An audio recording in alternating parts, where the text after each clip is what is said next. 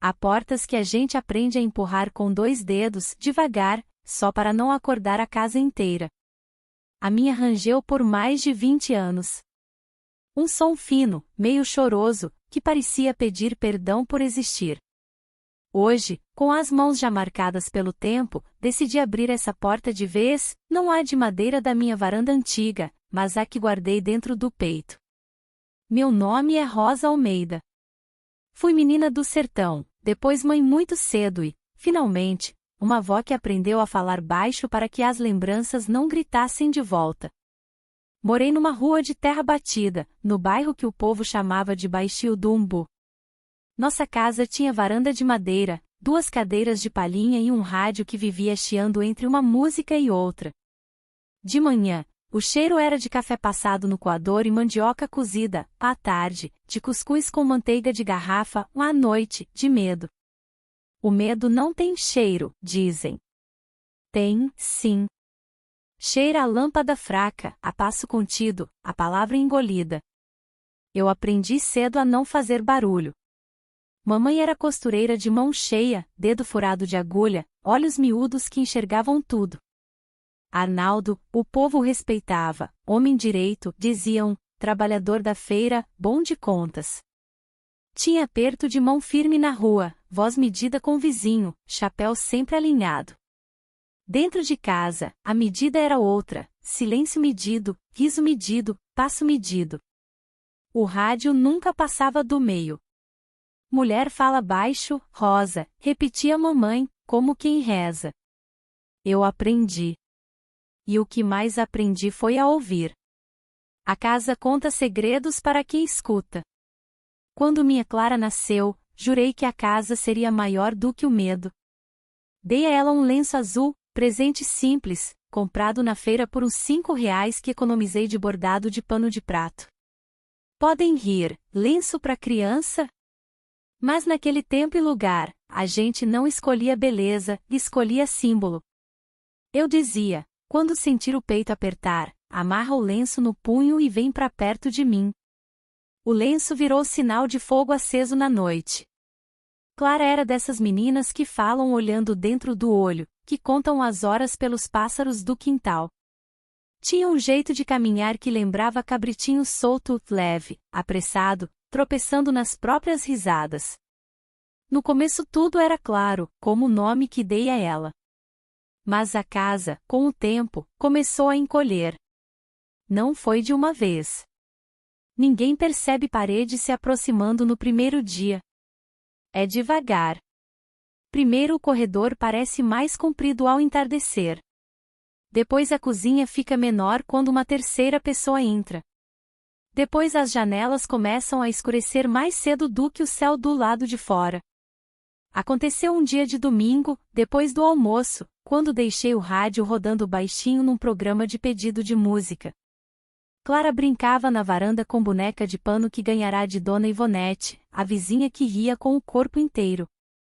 Eu, na pia, enxaguava pratos e fingia cantar uma toada. Fingir cantar é coisa que a gente faz para o coração achar que está em festa. Ouvi o passo antes de ver. Passo que eu tanto conhecia, o peso mais no calcanhar, a ponta do pé procurando evitar o estalo da tábua. Arnaldo chegou, pousou o chapéu no prego da parede, e a casa ficou menor 2 palmos. Não preciso dizer mais do que isso. Quem viveu sabe, há olhares que não cabem na palavra olhar. São aviso. São recado.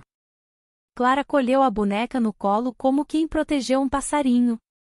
O lenço azul, naquele dia, não estava no punho. Estava dobrado no bolso do vestidinho amarelo. O amarelo que até então iluminava a sala ficou opaco quando o passo de Arnaldo cruzou o batente. Não houve grito, nem bronca, nem gesto grande. Só insinuações, a mão que paira perto demais, a voz que chama pelo apelido que nunca usava em público, o elogio sussurrado que não é elogio. Naquela tarde, o azulejo da cozinha devolveu meu rosto pálido, e eu entendi que a minha casa tinha 2 relógios, o do rádio e o do corredor. Um marcava a hora, o outro, ameaça. Lavei o último prato devagar, sequei as mãos no avental, e fui mudar a posição da mesa. Quem olha pensa que é a arrumação de dona de casa, quem sente sabe que é estratégia. A mesa, assim, batia na perna de quem tentasse cruzar a sala às escondidas. O copo que deixei na quina não foi descuido, foi armadilha sonora, um toque e ele cai. Não se protege criança só com um grito, mas às vezes, com barulho planejado. Clara começou a amarrar o lenço no pulso mais vezes. Às vezes de manhã, sem motivo aparente. À noite, inventava que queria dormir na rede da sala, e eu inventava histórias. A rede balança mais, filha. Tudo mentira benigna. Quando a rede ficou curta para duas, arrastei o colchão pro chão, ao lado da porta. Eu e a porta, 2 guardas. Comecei a contar passos, 3 até a geladeira, 5 até o quarto dela, 2 até a janela.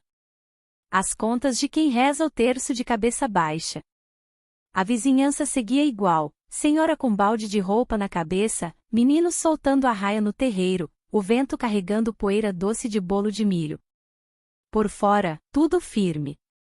Por dentro, a fresta. Uma noite, ouvi o assobio breve que ele usava para chamar cachorro. E não havia cachorro. A pele arrepiou antes da razão entender. O rádio estava desligado, a lâmpada, fraca. Encostei meu corpo na porta do quarto de Clara como quem vira parede. O som dos dedos passando na madeira, esse som não se confunde com o outro, parou do meu lado. Do outro lado, a respiração curta.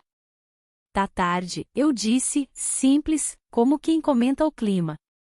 Silêncio. Depois, o passo recuou. A tábua da sala gemeu. A cadeira raspou. O mundo voltou a fingir normalidade. No outro dia, levei Clara até a escola mais cedo. A diretora, mulher firme de coque apertado, me atendeu com aquela pressa respeitosa de quem tem muito a fazer. Não falei o que não pode ser dito, insinuei. Usei palavras neutras. Minha menina anda acuada, mudou de humor, se puder observar.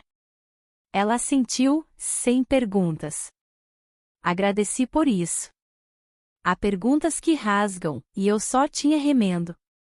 Foi quando conheci Dona Zoraide, a doceira da esquina, que vendia bolo de macaxeira e cocada na porta da escola. Essa menina é bonita de gênio, ela disse, oferecendo um pedaço embrulhado em papel manteiga.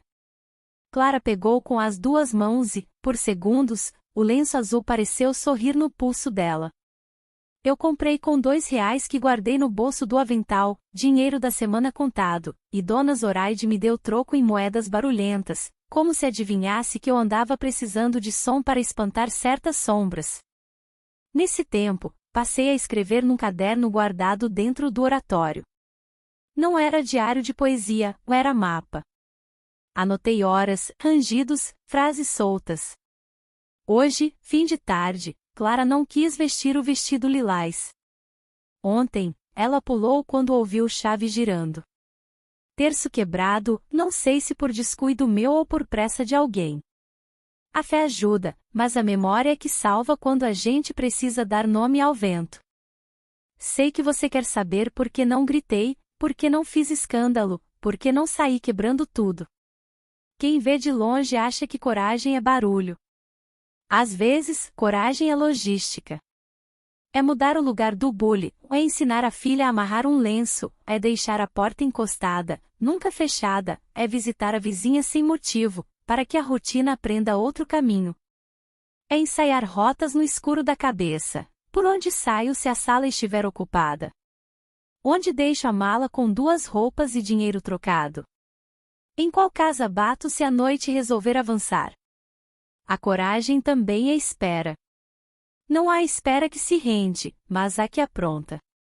Eu me aprontei como pude. Colei papel na janela para a luz de fora entregar qualquer sombra estranha. Deixei a vassoura virada de cabeça para baixo atrás da porta, superstição de mãe que vale como trinco no coração. E ensinei Clara a decifrar sinais. Se eu tossir 2 vezes, você vem, e se eu apagar a lâmpada da sala, você deita na rede, se a cadeira de palhinha estiver virada, você corre para a casa de Dona Ivonete. Sinais miúdos que seguram vidas grandes. Numa tarde de agosto que parecia qualquer outra, o céu virou chumbo antes da hora, e o vento bateu a veneziana de um jeito que pareceu recado. Preparei café mais forte, cortei pão dormido ao meio, passei manteiga e chamei Clara para merendar. Ela sentou na ponta da mesa com aquele cuidado de quem não quer chamar a atenção do mundo. O lenço azul estava bem apertado desta vez, marca leve no pulso, como se dissesse não me solta. Eu sorri com os olhos porque a boca, naquele tempo, tinha desaprendido o movimento. Foi quando ouvi, ao longe, um motor que eu reconhecia. Há ruídos que a gente sabe de cor, o chiado do rádio às 6, o grito do vendedor de pamonha, o latido do cachorro da esquina. E aquele motor. Ele. A rua de terra levou um pó até nossa janela, como aviso.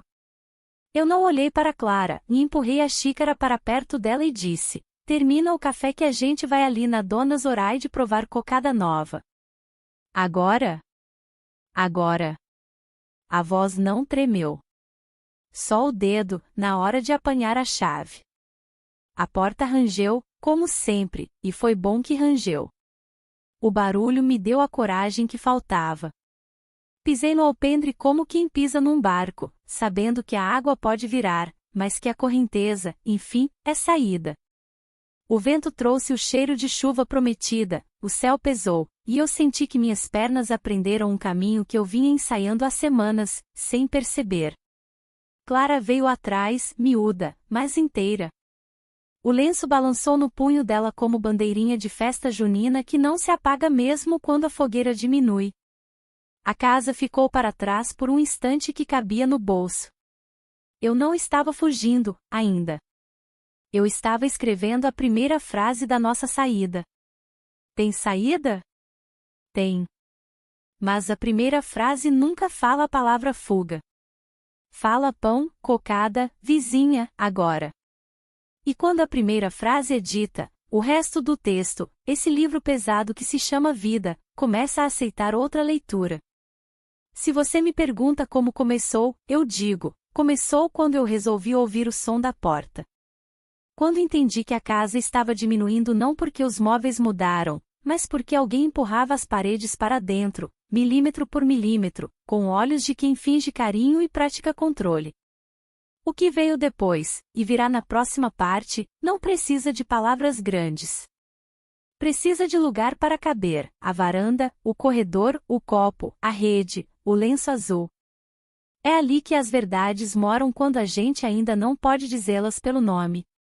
Hoje, velha do jeito que estou, posso, enfim, nomear. Eu vi o sufoco chegar em forma de passo domesticado e mão que paira, e decidi que minha filha não aprenderia a ser pequena para caber no aperto dos outros. Levei tempo. Levei culpa nas costas. Levei também o lenço, que eu guardo até hoje, desbotado, na gaveta das coisas que não se jogam fora. Ele ainda está aqui, e quando aperto o tecido com a ponta dos dedos, a porta rende lá dentro, mas agora não é recado de medo, é lembrança de que eu abri. Silêncio tem peso. Quem nunca precisou carregá-lo, acha que é leve como sopro. Mas o silêncio que se acumula dentro de uma casa pode ser mais pesado que saco de cimento. Cada gesto não dito, cada pergunta engolida, vira tijolo no peito. Eu aprendi a respirar curto para não deixar escapar nada além do ar. Depois daquele domingo em que puxei Clara pela mão e inventei que íamos provar cocada, passei a viver de estratégias invisíveis. Não havia polícia para nós, não havia lei escrita em papel que valesse mais do que a palavra de homem respeitado. O que eu tinha era o instinto de mãe e a capacidade de observar. À noite, comecei a deixar copos na beira da mesa, pratos empilhados de propósito, de modo que qualquer mão estranha que passasse por ali derrubasse barulho. O rádio, que antes eu desligava cedo, passei a manter baixo até tarde, fingindo que era companhia, mas na verdade para que cada clique da chave, cada passo no corredor, se misturasse à música e não assustasse Clara de repente. Ela mesma aprendeu truques pequenos. Dormia na rede da sala, dizendo que gostava do balanço, mas eu via como ela se enrolava no lenço azul, o tecido enrolado no punho até deixar marca na pele fina. Às vezes acordava com soluço e dizia que era pesadelo, mas a respiração entrecortada mostrava que o medo não tinha ido embora com o sonho. Mamãe, que ainda vivia conosco, percebia as mudanças mas não nomeava nada. Era mulher que viera do sertão de trem, trazendo só a máquina de costura e o costume de baixar os olhos. Ela murmurava: as paredes têm ouvidos, Rosa. Melhor não comentar. No fundo, eu sabia, ela também carregava segredos de uma vida de silêncio. O mais cruel era o cotidiano que continuava igual por fora.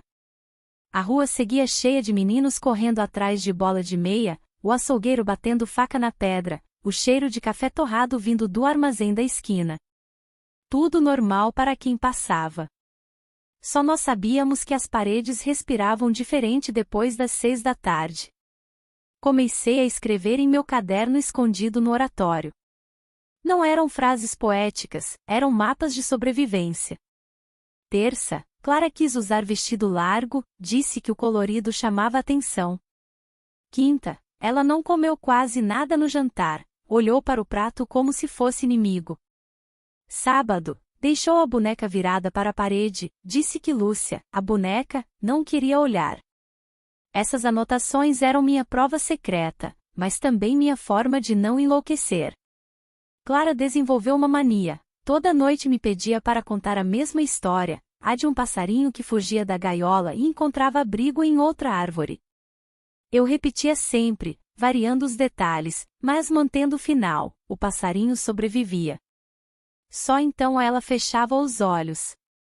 E havia também os olhares de Arnaldo, que nunca eram iguais dentro e fora de casa.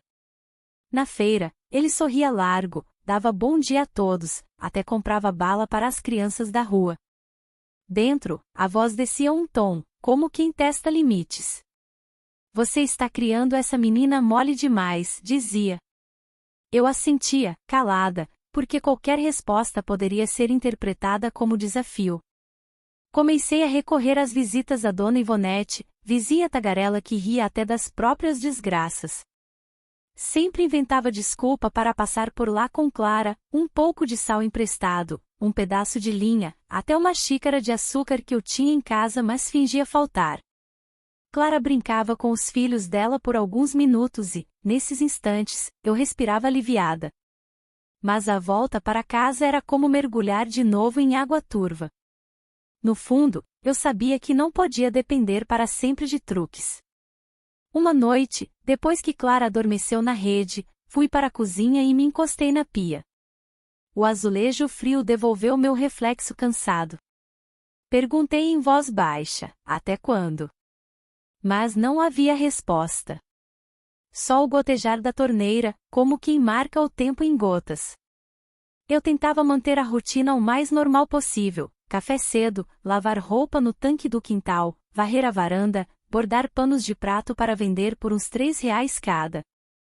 Esses bordados pagavam o pão da semana e, ao mesmo tempo, me mantinham ocupada, para não enlouquecer olhando as frestas da casa. Clara, cada vez mais, buscava esconder o corpo. Escolhia roupas largas, enrolava o lenço até quase sumir dentro da manga. Um dia, ao se trocar para a escola, percebi marcas roxas em seu braço fino. Perguntei de onde vieram. Ela baixou os olhos e murmurou: caí brincando no quintal. A resposta veio rápida demais, ensaiada demais. O silêncio que se seguiu pesou mais do que qualquer palavra. As noites eram o pior momento. O som dos passos, mesmo quando iam para o banheiro ou para a cozinha, trazia com eles o medo. Clara agarrava a boneca, eu fingia dormir sentada na rede, mas o corpo todo estava em vigília. Aprendi a reconhecer o ritmo. Passo leve era a ida ao quintal, um passo pesado, ao quarto dela. Eu tossia de propósito, acendia a luz da sala, criava barulhos para interromper o caminho. Pequenas guerras travadas sem testemunhas. Ninguém nunca nos perguntou diretamente o que estava acontecendo. Naquela época, Menina triste era delicada demais, mulher quieta era obediente. Tudo podia ser explicado com rótulos fáceis. A verdade ficava trancada em frestas.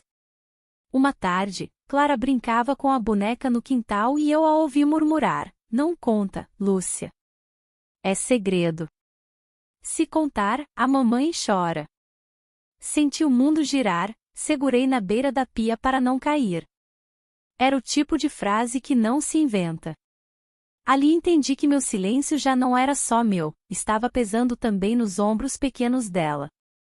Nessa noite, enquanto Clara dormia, ajoelhei diante do oratório e pedi a Deus uma resposta.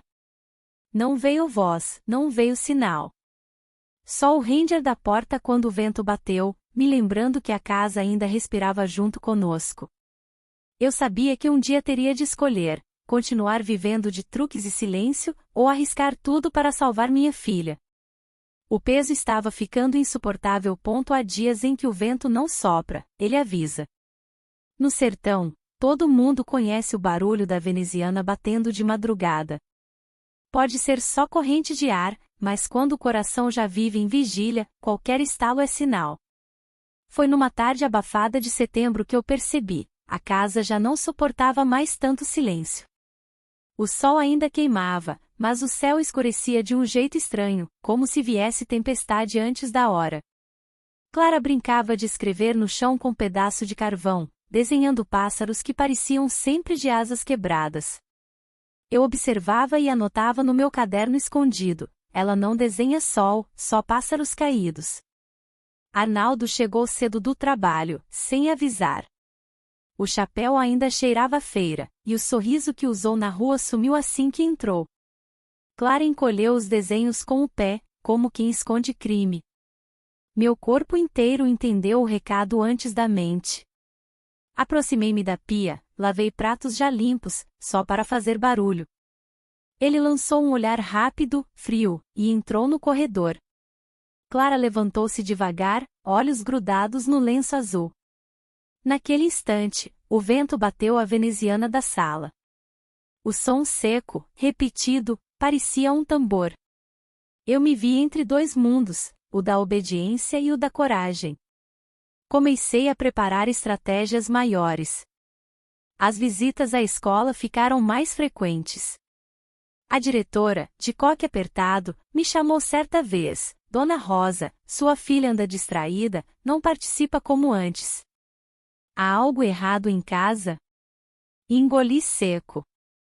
Não podia dizer. Mas deixei escapar: "Ela tem andado assustada, se puder observar com carinho." A mulher me olhou com firmeza, como se entendesse mais do que eu dizia. Na igreja, tentei abrir parte do coração com o padre. Contei que a casa estava pesada, que minha filha andava com medo. Ele respondeu: "Ore mais, filha. O demônio tenta pelas fraquezas." Não encontrei amparo ali. O silêncio voltou a ser meu único confessionário. Clara passou a me pedir para dormir de portas encostadas, nunca fechadas. Eu obedeci. Ela acordava ao menor ruído, olhos arregalados, como se o escuro escondesse mais que sombras. Certa noite, me pediu: "Mãe, se eu amarrar o lenço 2 vezes, vem correndo." Eu prometi. Criamos nosso código secreto: 1 nó era medo, 2 nós era urgência. Arnaldo, percebendo minha atenção, começou a usar outra arma: a manipulação. Repetia frases como: "Você anda imaginando demais, Rosa. Está histérica." Ou: "Ninguém vai acreditar em mulher nervosa." Era como se quisesse me convencer de que eu mesma inventava os sinais. Eu sorria por fora, mas por dentro registrava cada palavra. O caderno escondido virou minha única certeza de que não enlouquecia. Uma tarde, encontrei Clara sozinha na varanda, abraçada à boneca de pano. Ela sussurrava: "Se contar, ele disse que mamãe vai embora. Que vou ficar só." Senti o chão ceder sob meus pés. Não precisei ouvir mais. O segredo estava dito, ainda que pela boca de uma criança falando com brinquedo. Nesse mesmo dia, tomei uma decisão íntima: não viveria só de truques. Passei a guardar dinheiro trocado em lata de biscoito escondida atrás do guarda-roupa, R$ 10, depois R$ 15, juntando moedas de bordado e de serviços pequenos que eu fazia para vizinhas. A mala pequena, de couro gasto, foi ficando pronta aos poucos: 2 mudas de roupa, um pedaço de sabão, lenço azul guardado com cuidado. Era minha garantia de que, se o vento virasse tempestade, eu teria como sair. Clara percebeu. Uma noite, ao me ver arrumando a lata, perguntou: "A gente vai embora?" Não respondi. Só acariciei seus cabelos. Ela não insistiu. Criança entende silêncio de mãe melhor que qualquer resposta. O vento naquela casa parecia cada vez mais deliberado. Rangia portas, batia janelas, carregava poeira para dentro como quem avisa: "Prepare-se." Cada vez que a veneziana batia, meu coração apertava, mas também ganhava força. Era como se a própria natureza dissesse: "Não espere mais." Arnaldo, porém, também parecia sentir. Tornou-se mais presente nas noites, oferecia-se para colocar Clara na cama, insistia em ajudar. A cada gesto, Clara murchava mais. Eu me plantava na cozinha como guarda, fingindo arrumar panelas, mas na verdade cronometrando minutos, pronta para interromper. Numa dessas noites, acendi a luz da sala de repente e disse alto: "Clara, vem tomar água comigo." Ela veio correndo, olhos marejados, lenço enrolado em 2 voltas no punho. Eu compreendi o recado. Não dormi mais naquela noite. Entendi que o silêncio estava matando nós duas devagar. O vento da veneziana já não era metáfora, era ordem. Eu precisava agir. Preparar fuga não era mais precaução, era necessidade.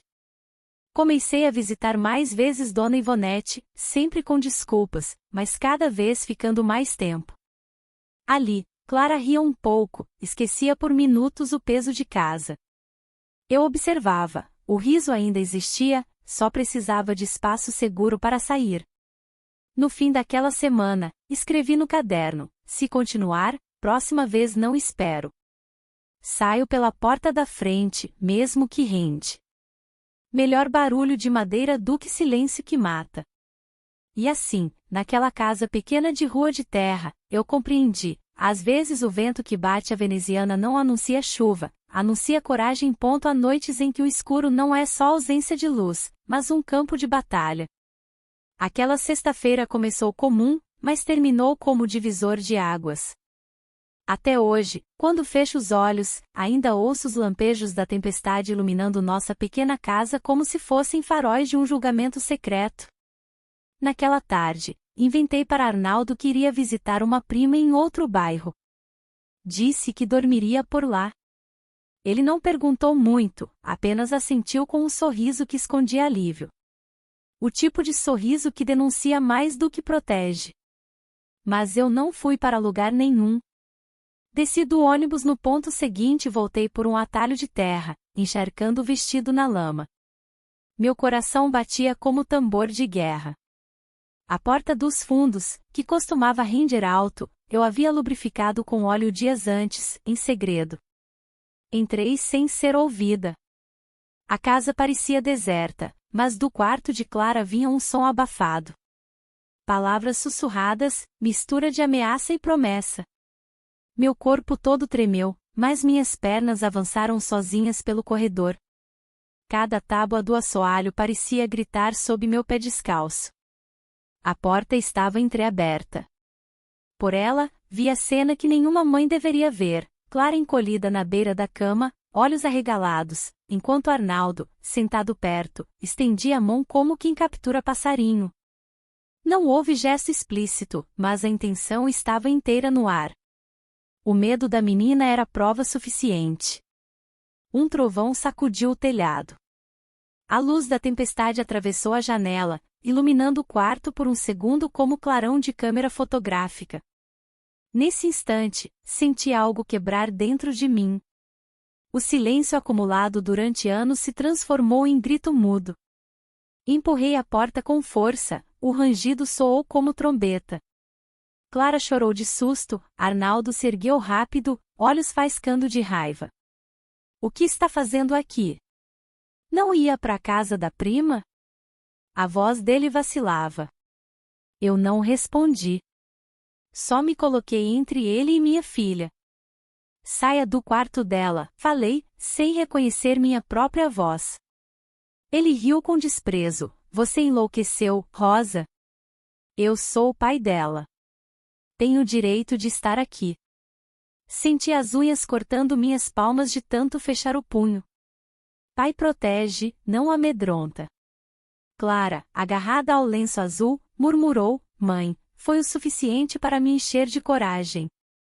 Mandei que pegasse a boneca e corresse para a casa de Dona Ivonete.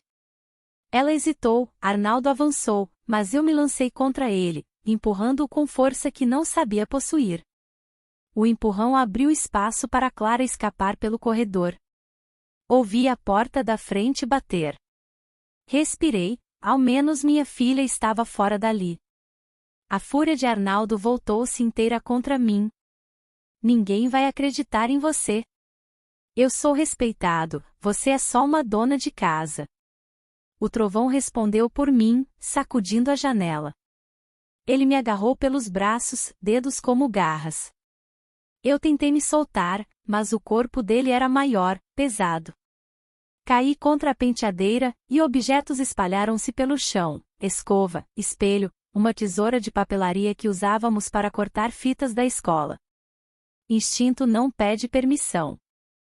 Minha mão agarrou a tesoura como escudo. Ele avançou outra vez. Eu levantei o braço para afastar, não para ferir. Mas o choque da investida fez a lâmina penetrar seu ombro. O grito dele ecoou junto ao trovão. O sangue manchou a camisa branca. Por um segundo, Arnaldo cambaleou incrédulo, como se não aceitasse que eu tivesse reagido. Não o esperei. Corri pelo corredor, atravessando a sala escura, saí para a rua lamacenta. A chuva caía com violência, lavando meu rosto junto das lágrimas. Cada raio iluminava o caminho até a casa de Dona Ivonete. Entrei ofegante, roupa colada ao corpo, rosto inchado do tapa que levará.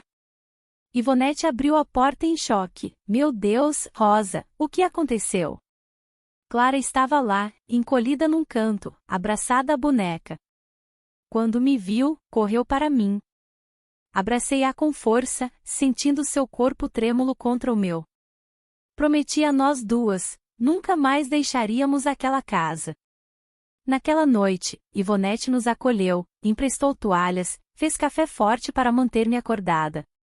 Vai chamar a polícia? Perguntou. Balancei a cabeça. Conhecia bem a força de Arnaldo na cidade, delegado, prefeito, todos o tratavam como um homem de confiança. Denúncia só nos exporia ainda mais. Precisávamos fugir, e logo. Enquanto Clara adormecia, exausta de tanto chorar, sentei na mesa da cozinha de Ivonete. A lâmpada fraca iluminava meu rosto ainda manchado. O som da chuva não cessava. Peguei papel e comecei a escrever, mãos trêmulas. Hoje terminou o silêncio. Hoje, decidi que não vou mais calar. Se alguém encontrar estas palavras, saberá que não foi loucura, foi sobrevivência. A madrugada seguiu com lampejos atravessando as frestas da janela, como se Deus me lembrasse, coragem também se ilumina no escuro. A partir daquela noite, nossa vida nunca mais seria a mesma. Na madrugada seguinte àquela noite de trovões, já não havia retorno. O silêncio havia acabado. O medo agora pedia pressa.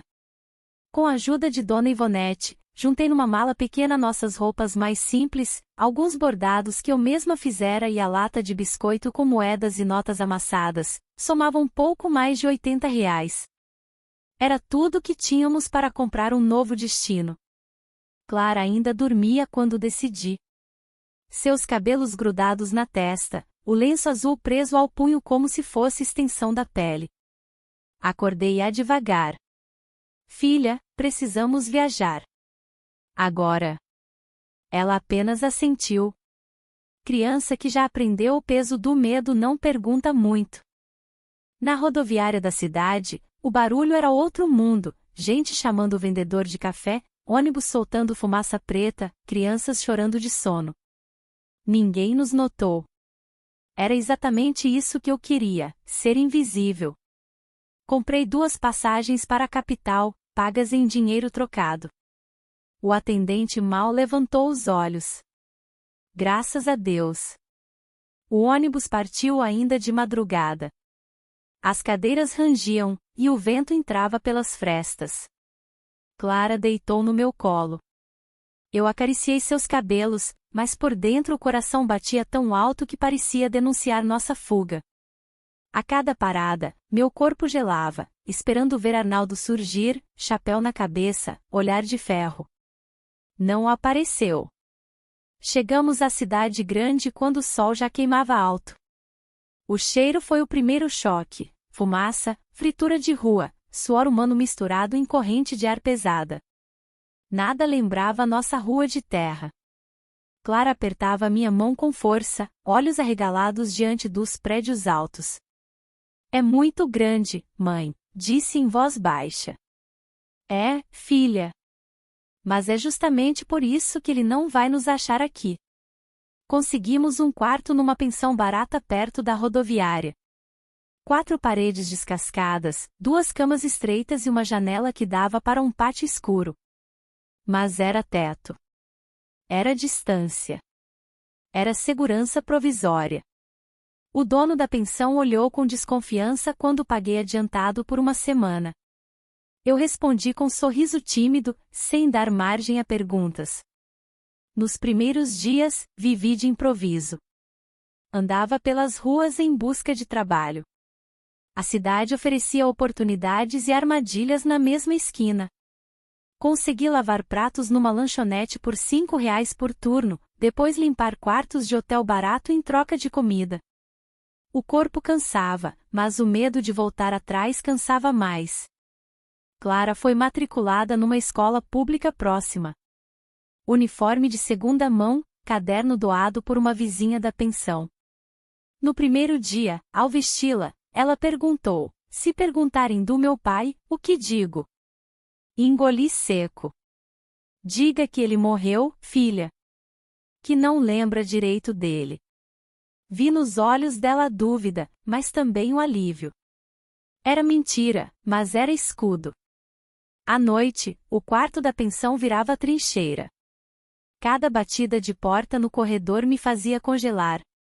Cada sirene distante me parecia anúncio de que haviam nos encontrado. Eu dormia com a mala pronta aos pés da cama, dinheiro escondido dentro da fronha. Clara sonhava alto, às vezes chorava no sono, mas voltava a respirar tranquila quando eu passava a mão em seus cabelos. Foi nesse tempo que conhecemos Dona Zoraide, uma senhora que vendia cocadas e bolo de macaxeira numa esquina próxima da escola. Um dia, Clara parou para olhar, olhos cheios de desejo. Zoraide sorriu, ofereceu um pedaço embrulhado em papel manteiga, para essa menina de olhar bonito. Eu quis recusar, mas Clara já segurava com as 2 mãos. Obrigada, sussurrei. O gosto doce devolveu um lampejo de sorriso ao rosto da minha filha.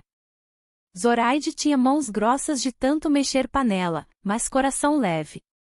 Convidou-nos para tomar café em sua cozinha apertada nos fundos da doceria. Ali encontrei pela primeira vez em muito tempo, um espaço onde o silêncio não pesava. Não precisei contar tudo, ela não perguntou. Só serviu o café quente e ouviu minha respiração se acalmar. A rotina começou a se formar, ainda que frágil. Manhãs de escola para Clara, faxinas para mim, tardes de dever de casa e pão velho dividido, noites de rede improvisada e histórias repetidas. Mas agora havia intervalos de respiro. Clara voltou a cantarolar baixinho, às vezes dançava sozinha enquanto desenhava. Ainda agarrava o lenço azul, mas agora o usava também como fita de cabelo, como se reinventasse o símbolo. Mesmo assim, os fantasmas viajavam conosco. Certa vez, ao ouvir passos fortes no corredor da pensão, Clara correu para debaixo da cama. Demorei minutos para convencê-la a sair. Achei que fosse ele, explicou, voz embargada. Eu não corrigi. Porque eu também pensei. Às vezes, no mercado, jurava ver de relance a silhueta de Arnaldo. Meu corpo travava, mas quando olhava de novo, era só um estranho. O medo se torna lente, enxerga o inimigo em qualquer sombra. Foi numa dessas tardes que percebi, já não bastava fugir, era preciso construir. A fuga nos trouxera até ali, mas era o futuro que sustentaria minha filha.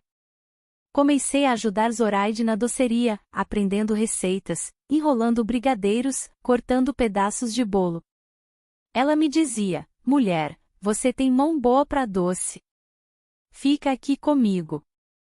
Aquilo era mais que convite de trabalho, era proposta de raiz. Clara, ao meu lado, voltava a sorrir com mais frequência. Ainda tinha pesadelos, ainda se assustava com barulhos, mas já começava a escrever novos desenhos, pássaros agora voavam, ainda que com asas tortas. Naquela cidade grande, com passos pequenos, começamos a reaprender a viver. Respirar parece coisa simples. Mas, depois de tanto tempo prendendo o ar, o corpo desaprende. A cidade grande nos deu essa lição. Não bastava fugir, era preciso aprender a respirar de novo, a cada dia. As manhãs começaram a ter cheiro de café com mandioca. Clara acordava cedo para a escola, penteava os cabelos diante do pequeno espelho rachado da pensão e amarrava o lenço azul como fita de cabelo. Aquilo me emocionava, um símbolo de dor transformado em adorno infantil. Ela sorria tímida diante do espelho, como se tentasse se convencer de que era apenas uma menina normal indo para a aula. Eu, depois de deixá-la na escola, seguia para a doceria de Dona Zoraide. As primeiras semanas foram difíceis, mãos queimadas pelo açúcar fervendo, braços doloridos de carregar panelas pesadas. Mas havia algo de terapêutico em mexer massa de bolo, enrolar brigadeiros até ficarem todos iguais. Zoraide, com seu jeito firme e risonho, dizia, essas panelas são mais confiáveis que muita gente. E eu ria pela primeira vez em muito tempo. O dinheiro era pouco, mas honesto. Em alguns dias eu ainda precisava fazer faxinas à noite, mas a doceria se tornou nosso porto. Clara vinha depois da escola, sentava-se num canto da cozinha para fazer o dever de casa, e às vezes ajudava a enrolar beijinhos. Eu observava sua concentração, a língua presa entre os dentes, e sentia a esperança renascer. Mas os fantasmas ainda estavam ali. Clara continuava a ter pesadelos frequentes. Acordava gritando, olhos cheios de terror, corpo suado. Eu a acolhia no colo, cantava baixinho as mesmas cantigas que mamãe cantava para mim no sertão. Demorava para que ela voltasse a adormecer. Eu mesma ficava desperta por horas, ouvindo cada ruído do prédio, cada passo no corredor. Para tentar ajudar, procurei um pequeno grupo de atendimento comunitário na igreja do bairro. Uma psicóloga voluntária nos recebeu com olhar atento. Não contei toda a verdade, não podia. Disse apenas que havíamos saído de uma situação de violência doméstica e que Clara tinha pesadelos constantes. A mulher não fez perguntas demais, apenas disse, o tempo cura, mas o silêncio adoece. Tentem falar, nem que seja entre vocês. E assim começamos um ritual. Uma vez por semana, à noite, depois que o barulho da pensão diminuía, sentávamos na cama estreita e conversávamos. Eu perguntava, o que te deu medo hoje? Clara falava em frases curtas, muitas vezes olhando para o lenço no cabelo em vez de para mim. Eu também falava, hoje tive medo no mercado, achei que fosse ver seu pai. Mas passou. Aos poucos, ela aprendeu que podia nomear os fantasmas sem que eles crescessem. A doceria nos deu mais do que renda, deu rotina.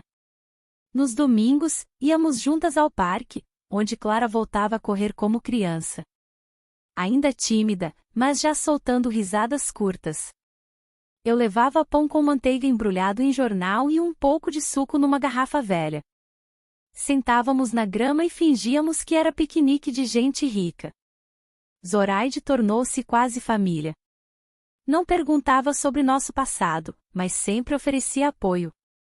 Um dia, ao ver Clara cantarolando baixinho enquanto ajudava a bater bolo, comentou: "Essa menina tem música na alma." E eu chorei em silêncio, porque fazia tempo que não ouvia alguém enxergar luz nela. Clara começou a escrever pequenos bilhetes e deixá-los escondidos nos meus bolsos. Coisas simples: "Mãe, te amo", ou "Hoje tive menos medo." Esses papéis eram meu oxigênio. Guardei todos num envelope escondido na mala, junto das poucas economias. O lenço azul foi se transformando em símbolo novo. Já não era só aviso de perigo. Clara começou a usá-lo nos cabelos para ir à escola, ou enrolado na boneca. Um dia me disse: "Agora o lenço é para mostrar que estou bem." Eu sorri, mas por dentro senti um alívio tão grande que minhas mãos tremeram. Claro que nem tudo eram vitórias. Houve dias de desespero, quando o dinheiro mal dava para pagar a pensão. Houve noites em que Clara chorou escondido no banheiro, pensando que eu não ouvia. Houve momentos em que eu mesma quis desistir, voltar para a cidade pequena e enfrentar tudo, só para não carregar tanto peso. Mas então eu olhava para minha filha dormindo, a boneca apertada contra o peito, e lembrava: voltar não era opção. Pouco a pouco, o ar voltou a entrar nos pulmões. A cada dia que Clara chegava da escola com um sorriso, a cada cliente satisfeito na doceria, a cada bilhete escondido nos bolsos, eu reaprendi a respirar. Um ano depois, conseguimos alugar um quartinho só nosso. Pequeno, úmido, mas livre do movimento da pensão. Era o primeiro espaço que podíamos chamar de lar desde a fuga. Na primeira noite, Clara deitou no colchão e disse: "Aqui é mais silencioso." Eu temi que o silêncio pesasse de novo, mas percebi que, desta vez, era outro silêncio, o da paz. Respirar, enfim, voltava a ser possível. As cicatrizes de Clara não ficaram na pele. Ficaram no jeito de falar baixo demais em lugares cheios, no hábito de olhar para trás antes de atravessar a rua, na mania de dormir com uma luz acesa. Não sangravam, não chamavam atenção, mas estavam lá, lembranças invisíveis que só nós duas sabíamos decifrar. O tempo foi passando. Clara cresceu. Aos 12 anos, já não era a menina de olhos assustados que agarrava a boneca em silêncio. Continuava delicada, mas havia força em sua postura. O lenço azul, agora desbotado, virou fita de cabelo nos dias de aula. Eu sorria quando a via sair com ele, porque compreendia o que significava. Já não era só símbolo de medo, era bandeira de resistência. Na escola, Clara encontrou professores que acreditaram nela. Um deles dizia: "Essa menina tem futuro." Atenta, dedicada. Eu me enchia de orgulho, mas também de um receio: e se o passado nos alcançasse? Por isso, continuei guardando a mala pronta no armário, com roupas, alguns trocados e documentos falsos que um conhecido de Zoraide arrumara para nós. Nunca se sabe. Na doceria, a vida seguia. Eu e Clara já conhecíamos todos os segredos do açúcar. Enquanto eu cuidava dos clientes, ela ajudava a enrolar brigadeiros. Gostava de decorar os bolinhos com granulados coloridos, dizia que cada cor era um pedaço de esperança. Os clientes a adoravam: "Essa menina é uma joia, educada e esperta." Eu respondia com um sorriso contido, mas por dentro meu coração dançava. Mesmo assim, havia noites difíceis. Às vezes, Clara acordava com o corpo molhado de suor, murmurando palavras que não queria repetir de dia. Eu a abraçava e dizia: "Não precisamos dar nome ao medo todas as vezes. Basta lembrar que já não estamos lá." Com o tempo, os pesadelos diminuíram, mas nunca desapareceram por completo. Foi nessa época que ela começou a falar sobre futuro. "Mãe, quero ajudar pessoas que sofreram como eu sofri. Quero ser enfermeira, ou talvez psicóloga." Suas palavras me cortaram e me curaram ao mesmo tempo. O passado ainda doía, mas dela nascia algo maior: a vontade de transformar dor em cuidado. Eu também carregava minhas cicatrizes. Não havia noite em que não me perguntasse se poderia ter feito algo antes. Culpa é companheira fiel de quem sobrevive. Às vezes, ao olhar para Clara estudando na mesa da cozinha, eu pensava, e se tivesse agido no primeiro sinal? E se tivesse enfrentado mais cedo? Mas logo lembrava, se estou aqui, se ela está aqui, é porque agi quando pude. Não adianta medir coragem com régua de arrependimento. As vizinhas do bairro, pouco a pouco, deixaram de nos ver como a família sem homem e passaram a nos respeitar.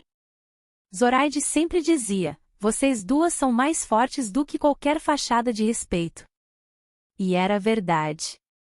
Nossa família era pequena, mas sólida. Certa tarde, Clara encontrou a mala escondida no armário. Abriu, viu as roupas, o envelope com dinheiro e o caderno antigo onde eu anotava sinais de nossa vida anterior. Ela me olhou, séria, a gente ainda precisa fugir, mãe? Respirei fundo. Espero que não, filha. Mas mantenho pronta porque aprendi que segurança não se improvisa. Ela fechou a mala, devagar. Um dia não vamos mais precisar disso. Os anos seguintes trouxeram mudanças.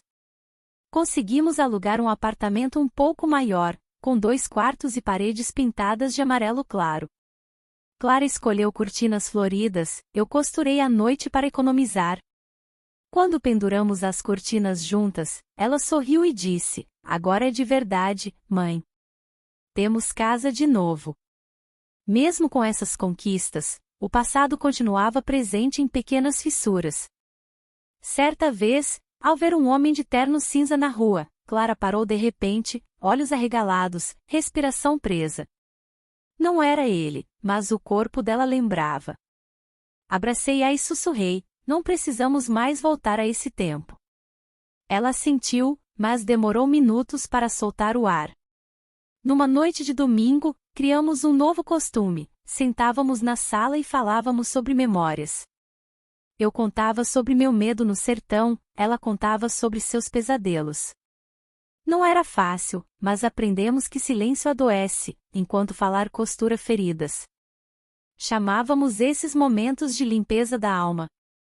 Nunca dizíamos o nome de Arnaldo.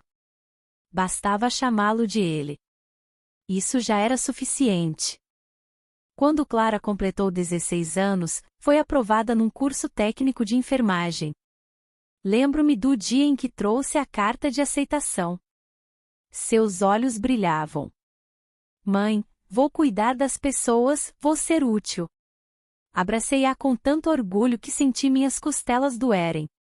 Ali percebi, apesar de tudo, minha filha escolhera o caminho da vida. As cicatrizes continuavam lá, mas já não gritavam. Estavam transformadas em marcas silenciosas que lembravam de onde viemos e, ao mesmo tempo, mostravam para onde íamos. Eu também comecei a me perdoar. Entendi que a culpa não podia ser herança eterna. Um dia, escrevi no caderno, sobrevivemos. Isso basta. Fechei as páginas e deixei de lado. Não era o fim da dor, mas o começo de uma paz possível. Clara, agora jovem, se tornava exemplo para outras meninas da vizinhança. Ajudava as colegas com lições, dava ouvidos a quem chorava no pátio da escola. Eu via em seus gestos a transformação. Da menina acuada nasceu uma mulher capaz de oferecer abrigo. E eu, velha antes do tempo, aprendi junto com ela que cicatrizes não precisam gritar para serem lembradas.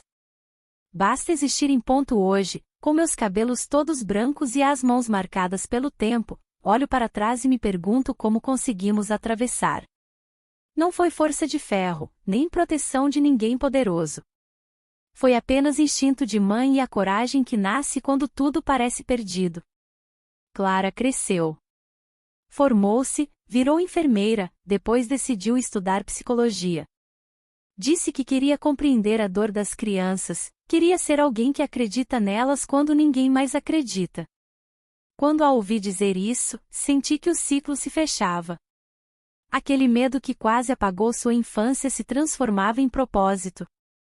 Eu também mudei. Já não tenho o mesmo pavor de ouvir passos no corredor, mas ainda acordo às vezes à noite, coração acelerado, como se o passado viesse me puxar de volta. Aprendi, no entanto, a me acalmar. Vou até a janela, olho para o céu da madrugada e digo baixinho: já passou. Estamos vivas. O lenço azul, guardado com carinho, continua conosco. Está desbotado, cheio de fios soltos, mas intacto no que representa. Claro mostrou às netas, minhas netas. Disse a elas que esse pedaço de pano foi escudo de 2 gerações. Não contou detalhes, porque crianças não precisam carregar fardos pesados, mas fez com que entendessem que cada família tem seus segredos e suas batalhas. As cicatrizes permanecem. Não se apagam com o tempo. Mas já não gritam. Estão ali como tatuagem invisível, lembrando que sobrevivemos. Muitas vezes me perguntam se perdoei Arnaldo. A resposta é não. Não porque quero carregar ódio, mas porque perdão não é obrigação. Escolhi apenas não deixar que ele continue me definindo. Ele já não tem poder sobre mim.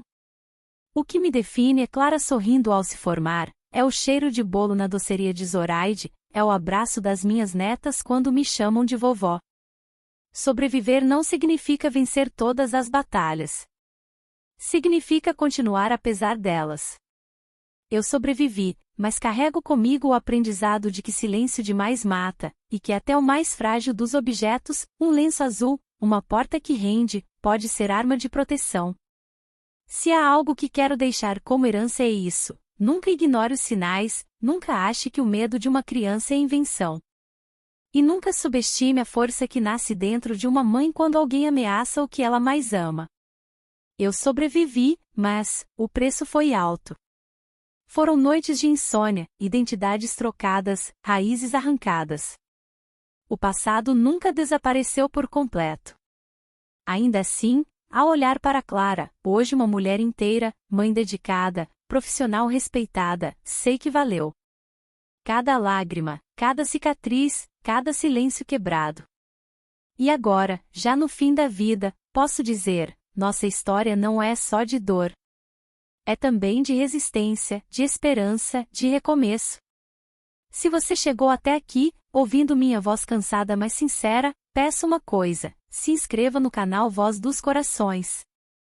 Histórias como a minha precisam ser contadas, não para espalhar tristeza, mas para lembrar que mesmo na escuridão mais funda existe um caminho. E que sobreviver, mesmo com marcas, já é um tipo de vitória.